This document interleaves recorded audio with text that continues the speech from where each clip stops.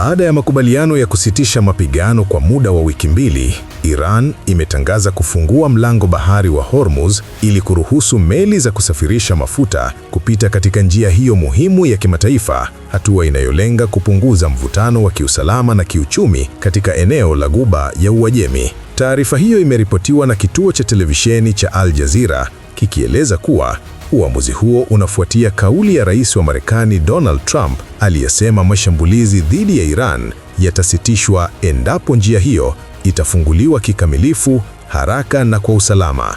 Waziri wa mambo ya nje wa Iran, Abbas Araghchi, amethibitisha kuwa usafirishaji wa mafuta kupitia mlango wa Hormuz utaendelea kwa kipindi hicho cha wiki 2 kwa kushirikiana na vikosi vya ulinzi vya nchi hiyo. Aidha, ameishukuru Pakistan kwa juhudi zake za kidiplomasia zilizopelekea kufikiwa kwa makubaliano ya kusitisha vita.